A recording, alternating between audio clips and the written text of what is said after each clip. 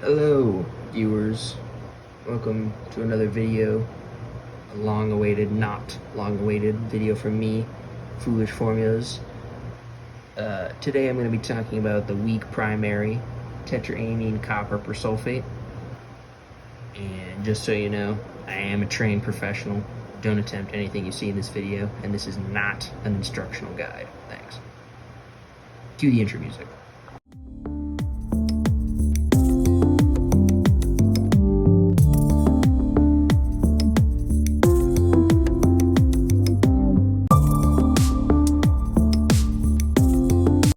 Just as an advisory and a disclaimer, TACP is a primary, it is not inert, it is a volatile chemical, so just never attempt this. Thanks. First, a solution of copper sulfate, pentahydrate, and distilled water is created. Then, a solution of ammonium persulfate and low concentrate ammonia is created.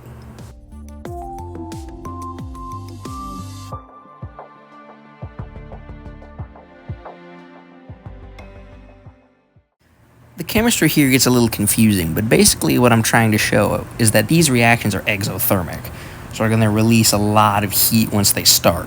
So both solutions are chilled in ice baths until basically 0°C, and then we're looking for a purple final product.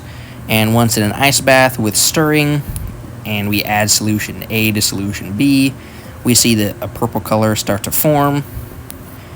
And this is exactly what we want, except my math was wrong. So the solution shifts left equilibrium and it begins to turn more blue into the copper sulfate, which we do not want. And eventually it goes to shit.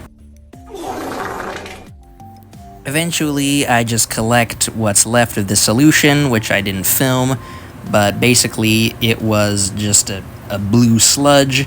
And this was really bad because that meant I was going to have to do this experiment all over again, which pissed me off. So I did it again the next day, made the two solutions, chilled them, then I began the additions with the correct math this time under stirring and a much more controlled environment. And we get the same purple solution. We're dripping in more and more of the copper sulfate solution, and this is good. This is what we want. We see something solid forming inside, but I'm not really sure. It doesn't look like there's a lot, and this could be bad news. So I wait, and I continue the addition, and then I put it in another ice bath.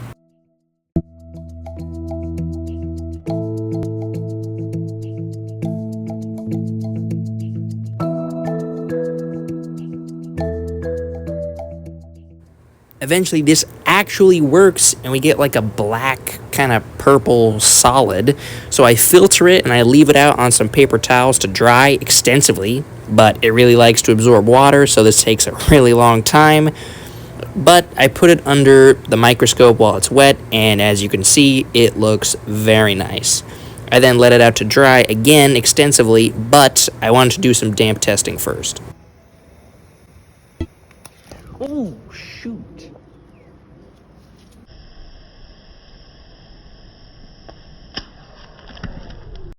After it jumped off the little stone I had there, it became extremely unreactive even after I absolutely blasted it with a blowtorch, which means our synthesis actually might have worked because our explosive is trying to decompose into stable products, and it seemed to me like it was some kind of ammonia and copper hydroxide, copper oxide compound that just had zero reactivity, didn't melt, it just had no reactivity. What I mean by that is our unstable compound wants to turn into stable gaseous products through decomposition, which we can do by heat, obviously. So all these ions that we attach to this metal in the complex all can turn into stable gases in the air through oxygen in the air or just through the product themselves, as the persulfate has a lot of oxygens attached to it. It is 8. So sulfur dioxide, sulfur monoxide, sulfur gas, and nitrogen dioxide are all very common. Here's a 3D representation of the molecule, and as you can see, there's a lot of oxygens and there's a lot of nitrogens. After extensive drying in a cool, dark place, here is the dried TACP, and you can see it deflagrate and turn into its products rapidly.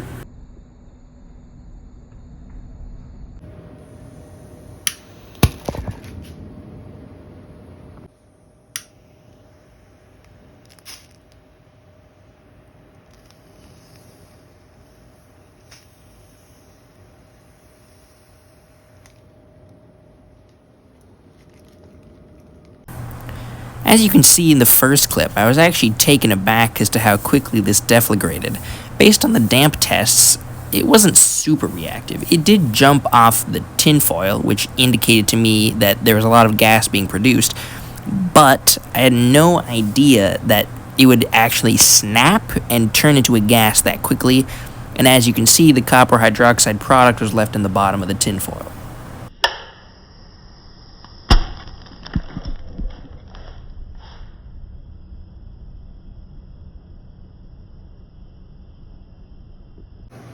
Overall, this was a surprising success, and it actually worked out much better than I thought it did, and we made a product, and I have maybe 2 grams left, which I will just use over time. Maybe I'll make a short on it or another video in the future.